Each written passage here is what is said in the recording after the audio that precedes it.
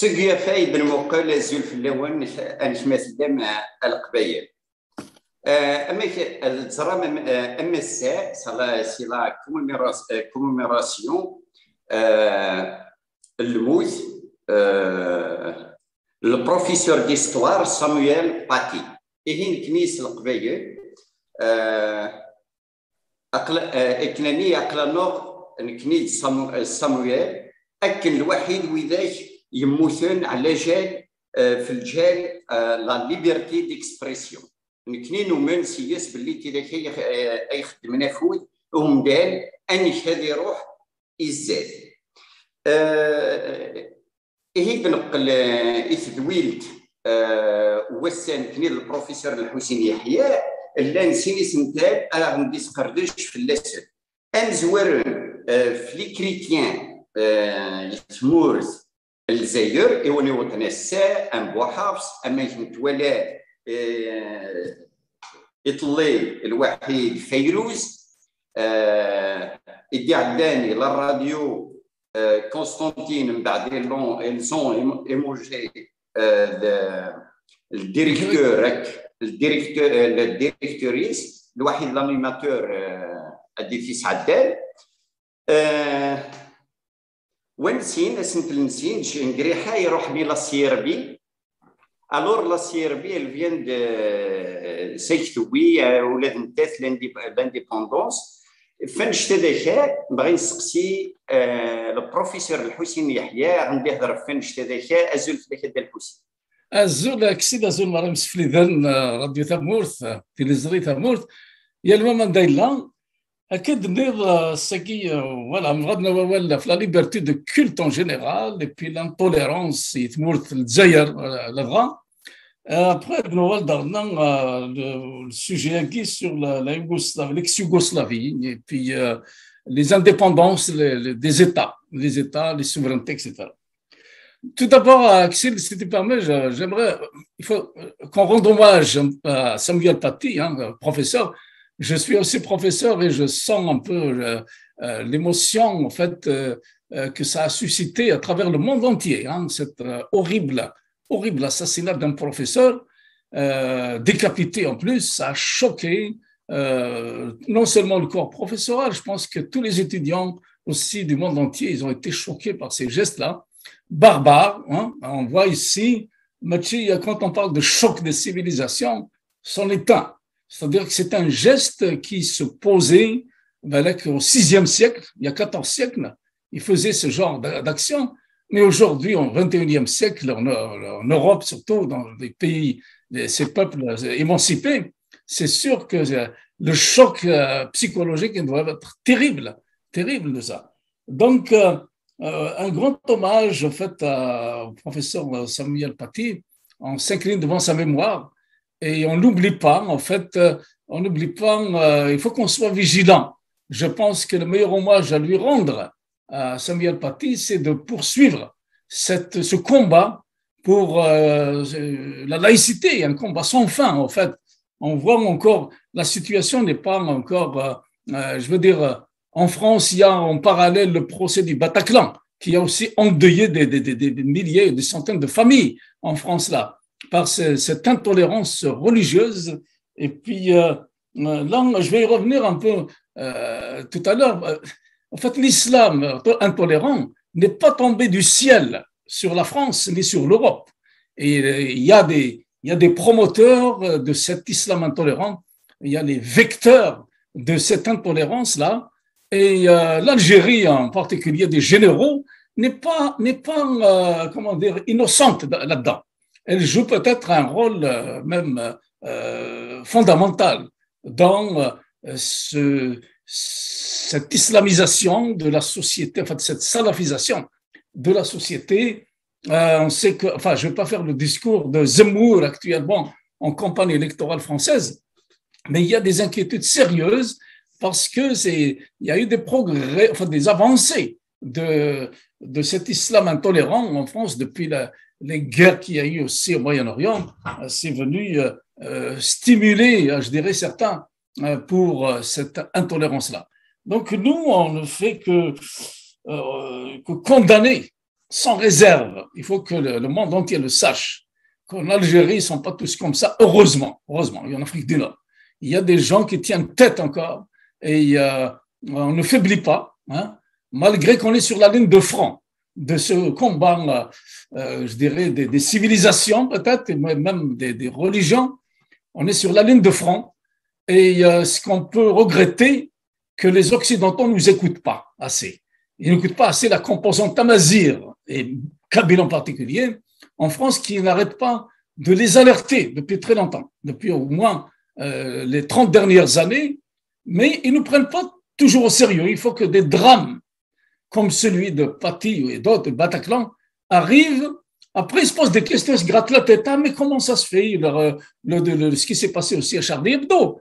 Après, ils se posent des questions, comment ça se fait qu'ils n'ont pas vu ça. Voilà. Donc, pour enchaîner sur ça, sur la liberté de culte, Axel, comme tu l'as mentionné, pas plus tard qu'hier à Constantine, donc en Algérie, Radio Sirtan a passé tout à fait normal, hein, une chanteuse libanaise très connue, adorée, édulcorée, adorée même dans tout le Moyen-Orient, qui est la chanteuse, la fameuse Fayrouz, qu'ils ont passé un CD de Fayrouz à la radio. Et le lendemain matin, le directeur de la radio et l'animatrice de cette émission, elles se sont fait limoger pour avoir passé le CD qui chante sur le Christ, sur le christianisme et tout ça, de Fayrouz. C'est quand même aberrant de voir, en fait, on a dénoncé aussi cette affaire, ça fait longtemps, mais les gens ne prennent pas toujours la mesure, même y compris des Nord-Africains. On a dit que l'idéologie arabo-islamiste en Algérie a produit des monstres. Et on a dénoncé aussi qu'ils se comportent plus, ils sont plus arabes que les vrais arabes du Moyen-Orient, et ils sont plus islamistes que les musulmans du monde entier. Parce que Fayrouz, la libanaise, il n'y a aucun musulman libanais qui a à rougir des chansons de Fayrouz. Il respecte la liberté. C'est vrai que le Liban respecte beaucoup plus les cultes, hein. Il y a différentes factions musulmanes, différentes écoles. Il y a les chrétiens aussi, 2 ou 3 tendances là-dedans. Mais ils ont connu quelques troubles dans les années 75. Mais c'est suite aussi à l'ingérence des islamistes, hein, qui ont créé une espèce de guerre civile religieuse au Liban. Ils ont démoli tout le Liban. Mais grosso modo, en fait, elle est acceptée, Fayrouz. Mais là, il faut que ça vienne dans un pays amazigh, l'ancienne capitale, numide, Sirta, qui était le cœur de la capitale numide de Numidie. Et puis, ils exercent leur censure, ces fanatiques islamistes qui sont au pouvoir en Algérie. Ils ont limogé, donc, cette semaine, suite à la diffusion, ils ont limogé le directeur de la radio et l'animatrice. Et celui qui a limogé, en fait, c'est le directeur de la radio nationale algérienne, Mohamed Baghalé. Maintenant, il faut qu'on donne les noms des responsables. C'est Mohamed Baghalé qui a limogé donc cette animatrice et puis le directeur de la radio. C'est quand même un geste assez grave.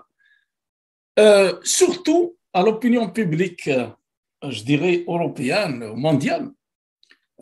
Ils voient le vrai visage de ce régime algérien. Okay. J'attire l'attention particulièrement de nos amis, par exemple italiens. Le Vatican est en Italie. Et comment se fait-il qu'il n'y a pas une protestation, par exemple, du Vatican? Le Vatican, il a même des radios, des chaînes de radio en kabyle, en arabe, qui diffusent en direction de l'Afrique du Nord. Alors qu'à 2 pas de l'Italie, on limoge au XXIe siècle un directeur de radio pour avoir diffusé une chanson de Fayrouz. Il n'a pas réagi non plus. Récemment, on a vu que le même régime algérien est parti kidnapper un autre chrétien, un chrétien kabyle, Slimane Bouhafs, en Tunisie. Donc, sa police secrète, elle a violé la souveraineté de la Tunisie.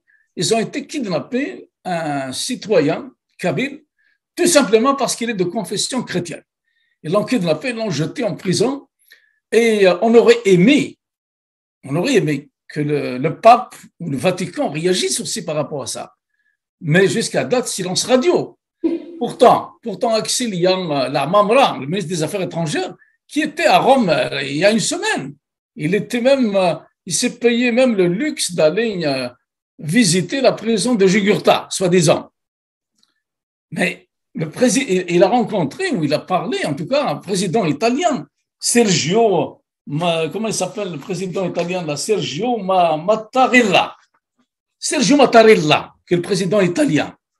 Le Vatican se trouve en Italie, donc il a un pouvoir, le président italien, diplomatique, d'administrer une leçon à ceux-là, Mamra, là, qui est parti là-bas, il veut quémander le soutien de l'Italie au sein de la communauté européenne. Et en faisant, évidemment, entre parenthèses, du chantage, parce qu'il livre du gaz, c'est le deuxième fournisseur de gaz, l'Algérie, à l'Italie. Donc, il a joué là-dessus, là, pour faire du chantage sur le gaz. Et de l'autre côté, en fait, les Italiens, le président en particulier, qui a été invité d'ailleurs par la Mamra, il l'a invité pour aller à Alger le 6 et le 7 novembre prochain. Alors, nous lançons ici là, un appel à la communauté italienne et européenne en général, que ce président Sergio Mattarella, qu'il exige la libération des prisonniers d'opinion, des prisonniers politiques, des indépendantistes aux prisonniers d'opinion, tout simplement. Okay? C'est chrétien, tabarnak, comment ça se fait? Ils arrêtent quelqu'un parce qu'il est chrétien. Alors que chez eux, en Europe, là, ils n'arrêtent pas de réclamer de construire des mosquées.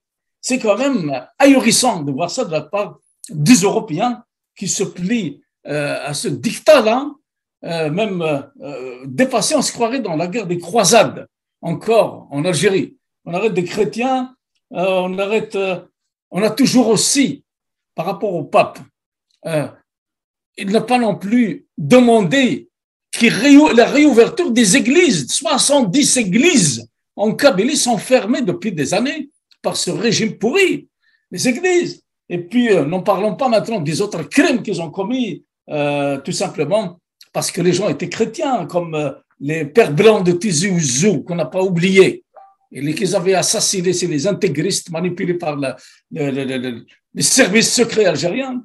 Ils les ont tués, assassinés, des pères blancs, des religieux, tout simplement, comme disait un ami là, tout simplement parce que les pères blancs, ils renvoyaient l'image positive du christianisme, de la religion chrétienne. Ils sont là pour aider la population. C'est comme les moines de Tibhérine aussi, les fameux 7 moines qu'ils ont décapités à Tibhérine, ils étaient, tous les témoignages qu'on a vus là, de la population, ils étaient en harmonie, en symbiose avec ces moines-là, qui leur apportaient des réconforts et une spiritualité aussi à travers ça. Donc, c'est dommage que le Vatican, en fait, que le pape ait un profil bas, low profile, devant des crimes aussi horribles. S'il y avait eu des réactions fortes du Vatican, de l'Europe, lorsqu'ils ont décapité les moines ou ces pères blancs à Tizi Ouzou, je ne crois pas qu'on aurait assisté au massacre qu'il y a eu à Bataclan ou à l'égorgement de Samuel Paty ou d'autres encore en Europe. Mais parce qu'ils laissent faire, cette façon, ils se mettent la tête sous le sable, et puis les autres, ils avancent, et il n'y a pas de limite. Voilà un peu ce que je voulais dire là, au président, surtout Sergio Mattarella. Je pense qu'il a une responsabilité en tant qu'Européen, en tant que président italien d'un pays voisin, par rapport à ce qui se passe en Afrique du Nord, en Algérie en particulier. C'est devenu, ce pays-là, on l'a vu, hein, c'est dirigé par des vieux séniles généraux qui n'ont plus rien à perdre. Là, ils pratiquent une politique, après moi, c'est le déluge, et ils sont en train de créer, en fait, une espèce de guerre pratiquement civile en Méditerranée, et ils continuent à se comporter comme des hors-la-loi, comme se comportaient les corsaires ou les janissaires de l'Empire ottoman quand ils étaient à Alger, quand ils faisaient la piraterie en Méditerranée. Est-ce que nos amis italiens ou espagnols vont encore subir cette tyrannie du régime des généraux d'Alger, de ce nouveau beylicat d'Alger? Voilà un peu ce que je voulais dire sur ça, Axel. Peut-être l'autre sujet aussi que je voulais aborder, c'est la visite maintenant de Shengriha. On a parlé de la Membran, mais Shengriha, il a été passé 3 jours récemment en Serbie, en Serbie, un État de l'ex-Yougoslavie. Et on a vu, en fait, en tant que militaire, il a surtout rencontré des militaires serbes. Mais comme on dit en kabyle, là, dis-moi qui tu fréquentes, je dirais qui tu es.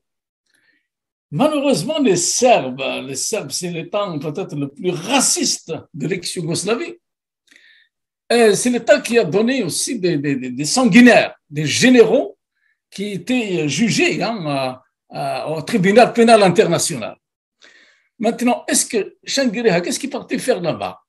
Est-ce qu'il est parti voir comment ils se sont démerdés devant la Cour pénale internationale? Parce que lui-même, c'est un criminel de guerre. Dans la décennie noire, il y a des témoignages de militaires, d'anciens appelés. Il a tué de sa propre main des soldats dans la région de Palestro et des civils aussi. Donc, c'est un sanguinaire qui est passé lui-même devant la Cour pénale internationale. Donc, est-ce qu'il est parti faire ça? Ou on se rappelle, il y avait un général, là, comment il s'appelle, Ratko Mladic, qui était le chef militaire des Serbes de Bosnie. Il était coupable des crimes contre l'humanité et de génocide. On sait que Shengriha vient de commettre un génocide en Kabylie. Est-ce qu'il est parti prendre des renseignements, des conseils auprès de ces généraux serbes? Je ne sais pas. Mais ils avaient tué plus de 100 000, en fait, ce Mladic, là, c'est le général serbe. Et il a déplacé plus de 2 millions de personnes aussi. Donc, c'est en fait ce qu'on appelait le massacre de Srebrenica. Ce massacre de Srebrenica, lui, il a été condamné à perpétuité. Et j'étais étonné de voir ce Shengriha se pavaner dans ce pays-là. Mais pour la leçon, s'il y a une leçon à retenir de la Yougoslavie, parce que celle-là, ils ne l'ont pas retenu les généraux algériens, ils n'ont pas retenu la leçon serbe. Mais pour les Algériens, en fait, ou les Kabyles aussi, les Amazirs, c'est qu'on sait que la Yougoslavie, elle était une espèce de fédération de 6 républiques et 2 États autonomes, des temps de l'ancienne république yougoslave. En fait, c'était une fédération. Mais suite à ces massacres-là dont j'ai parlé, là, c'était quand il y avait des guerres d'indépendance. Il y avait la Croatie qui avait commencé à revendiquer son indépendance. Et puis, on peut faire le parallèle exactement avec ce qui se passe en Algérie aujourd'hui. Les Kabyles qui demandent l'indépendance, alors la réaction de l'armée algérienne est exactement la réaction de l'armée de l'ex-Yougoslavie. Elle était composée majoritairement de Serbes, je pense, cette armée-là, et ils avaient déclenché, attaqué la Croatie.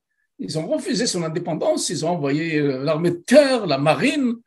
C'est le début de la guerre de Yougoslavie qui allait durer une dizaine d'années, avec des morts, avec des tas de catastrophes qu'ils ont fait par la suite.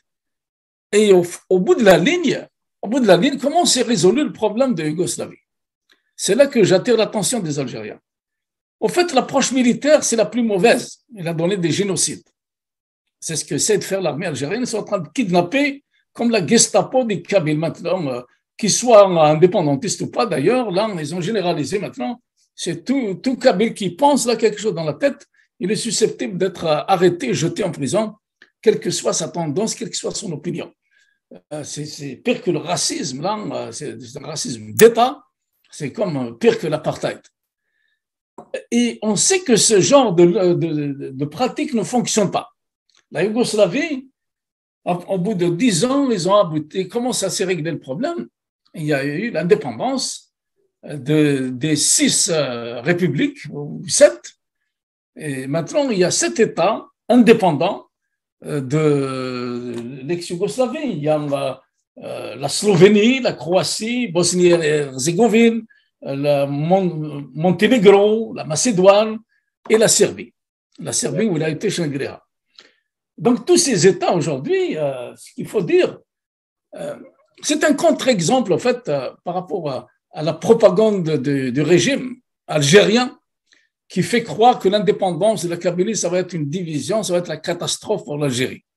C'est bullshit. Il n'y a qu'à regarder la Yougoslavie aujourd'hui. Ils sont dans leur niveau de vie s'est amélioré, ils sont en paix total, ils sont tous dans la modernité aujourd'hui.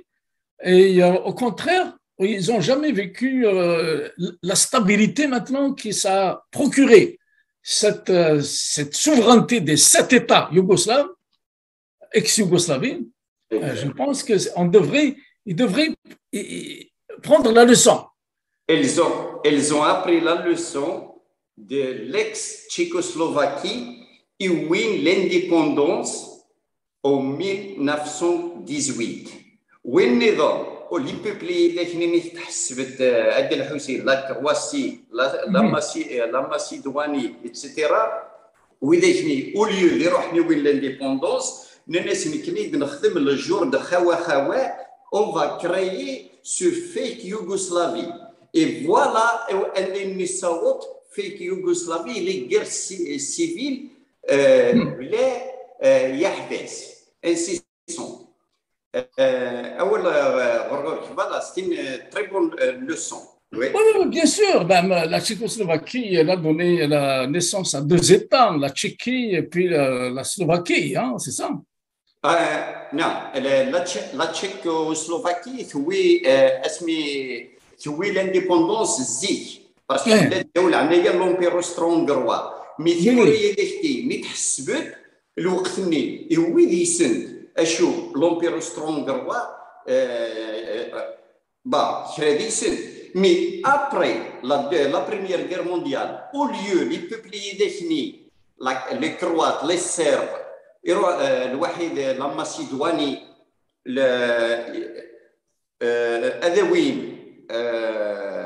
l'indépendance, ils ont créé la Yougoslavie.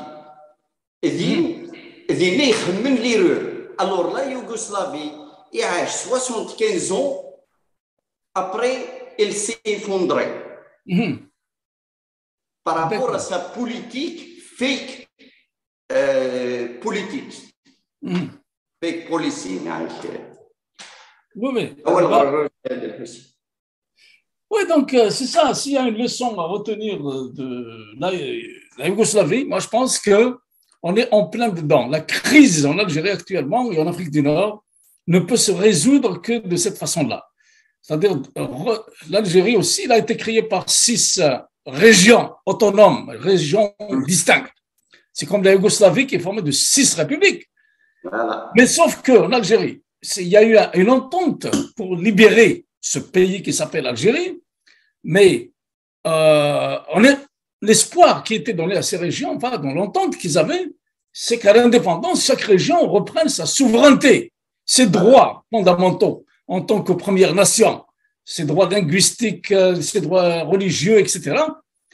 Mais ça ne s'est pas passé. À l'indépendance, ils ont fait un coup d'État, ils ont écrasé toutes ces régions-là, ils ont imposé un pouvoir central comme le pouvoir yougoslave, l'ex-pouvoir yougoslave de Maréchal Tito, et puis ils ont écrasé toutes les régions.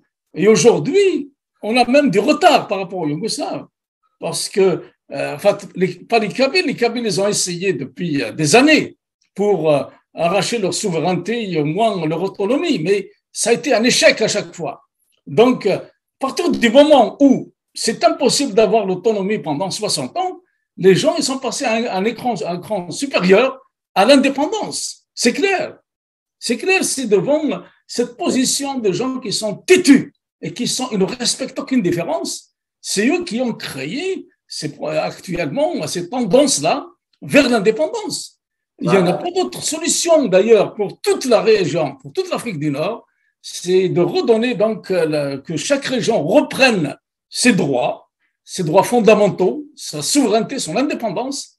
Et puis maintenant, s'il y a des gens soi-disant, entre guillemets, je le mets, qui cherchent l'union ne peut pas se faire en écrasant des autres nations, des autres peuples internes.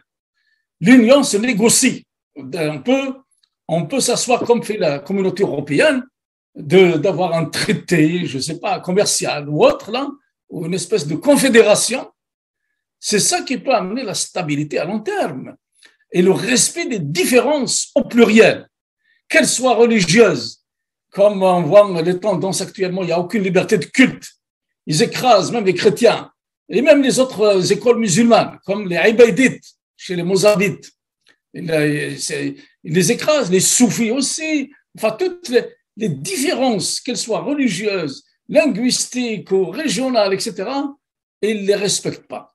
Et je ne vois pas, pour ce qui me concerne, j'ai pris assez de recul et j'ai voyagé assez dans le monde là pour savoir qu'il n'y a aucune autre solution si on veut aller vers la modernité, vers l'émancipation de la région, c'est d'instaurer des règles de respect des différences et le modèle de confédéral, il est tout désigné pour ça. Et pour faire des confédérations, je l'ai déjà dit, ça prend avant tout, au préalable, que ces régions-là reprennent leur indépendance, leur souveraineté. اول جيست ديال الحسين فين شفت هذاك المعاقلين ديال الريبوبليك تشيك كيديني لا ريبوبليك تشيك الا كنعلم ستراياس الزيت كما عند مورث القبائل اسميت لا الدوله العالميه لومبير سترونغروا ثمسليت تنصيب تمورث ذات لا سيتي لالمون الميدان توي لانديبوندونس تيموري ديختي نتحسبت الواحد الريبوبليك تشيك الميدان وين لانديبوندونس اني شو غنتمسلين سن تنصيبين السادس كذا اي تسارونس كذا كي قارون اي استخدامين كذا كي تنغرم لي انستيتيسيون نسن سي على ما تزي ستمسلين نسن مي اسمي لان الدوله عنايا ومهرسان اما لوسترونغروا دير كاس لا يا الريبوبليك تشيك ثلاث الالمون التمثيليه التونسيه داير من موزار انا ويتال مره نسن موزار مره انكمل لنسن فرانس كافكا ليفراتينوس يورينغ سلالمون اي بورتون ستان تشيك با جويف mais Mozart, il a composé ses pièces en allemand. D'ailleurs, Asif Nvaltava, il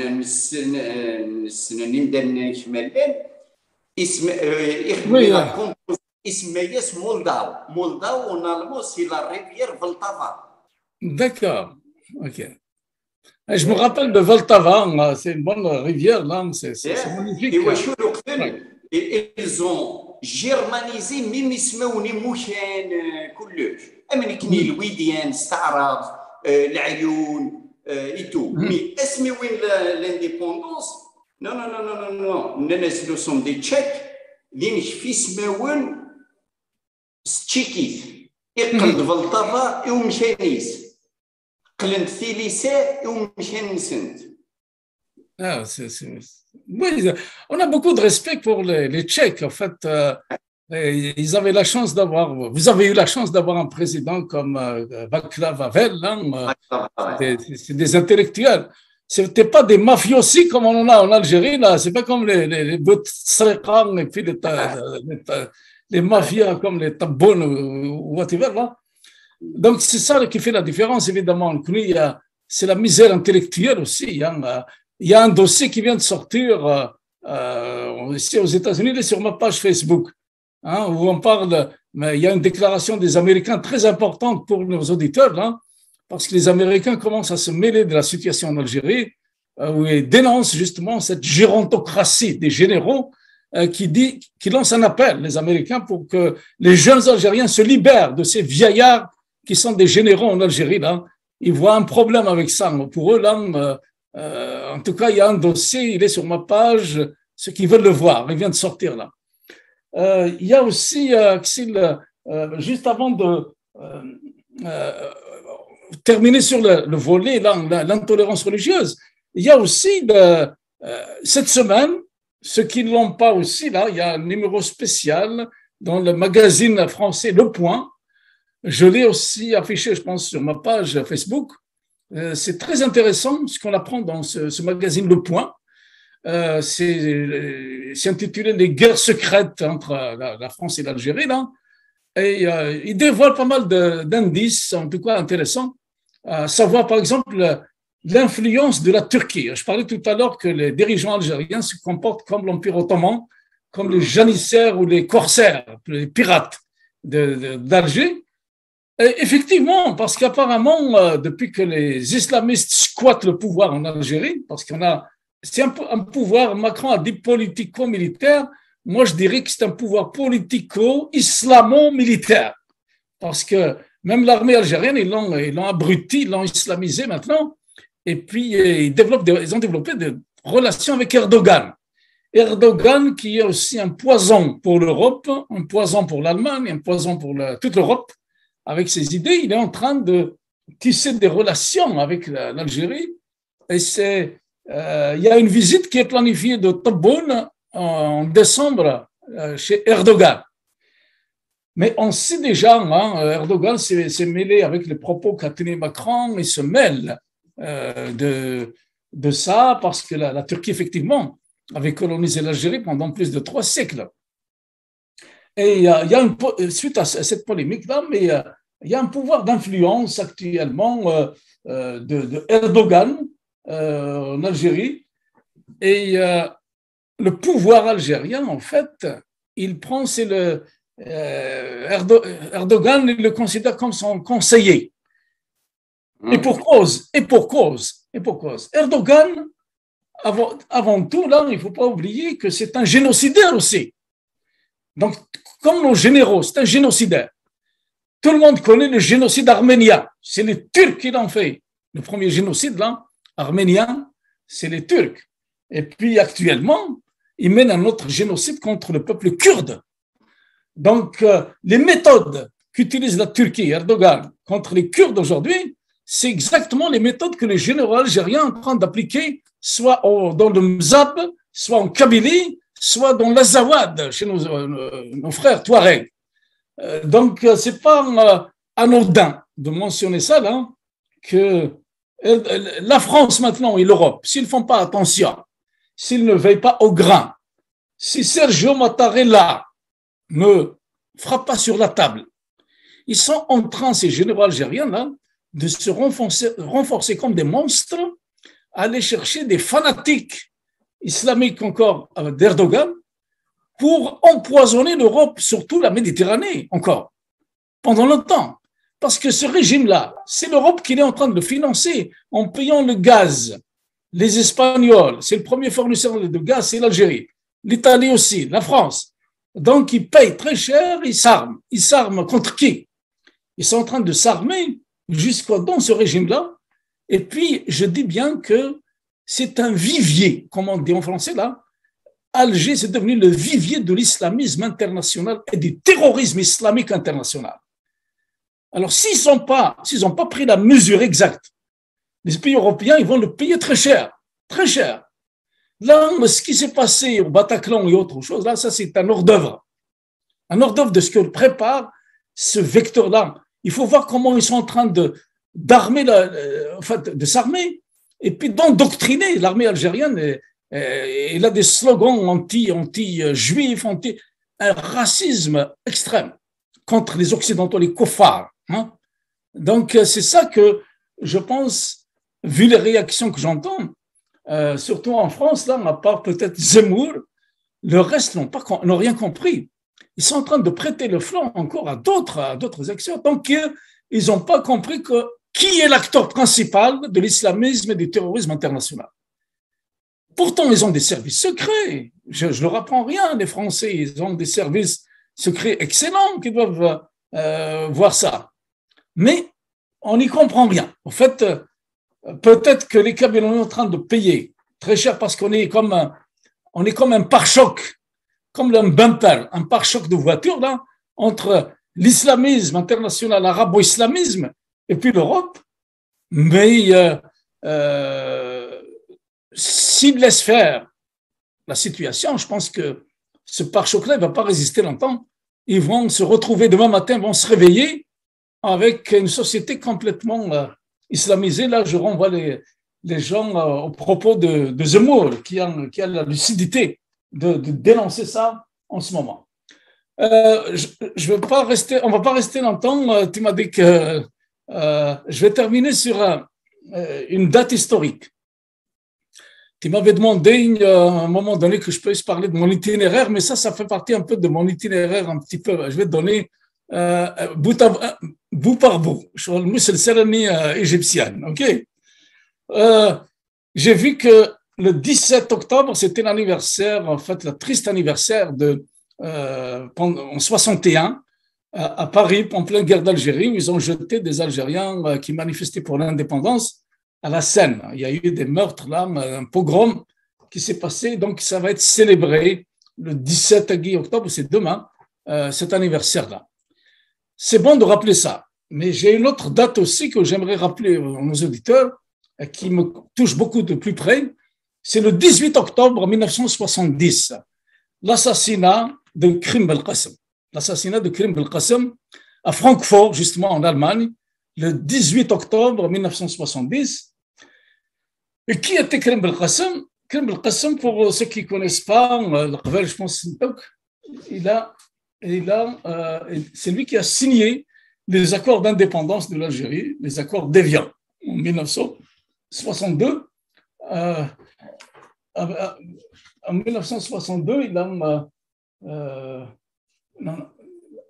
excuse-moi juste 2 secondes. Il a signé les accords d'Évian avec du côté français, il y avait Jean de Broglie, Robert Buron et Louis Jox, du côté français. Cet accord d'Évian, je rappelle aux auditeurs, il est disponible sur Internet. Il suffit juste de taper accord d'Évian, Krim Belkacem, avec sa signature du côté algérien, Krim Belkacem.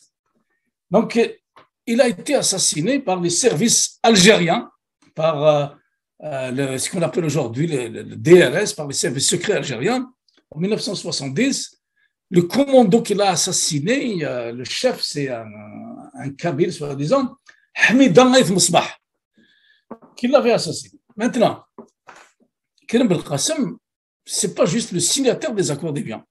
C'est lui aussi qui a déclenché la guerre de libération nationale algérienne dans les années déjà 45. Il vient de ma région, Iflis-Noumli, laquelle je fais un clin d'œil parce que là, les arches des Iflis, il y a 14 arches. Certains sont à l'écoute aujourd'hui. Je les salue tous.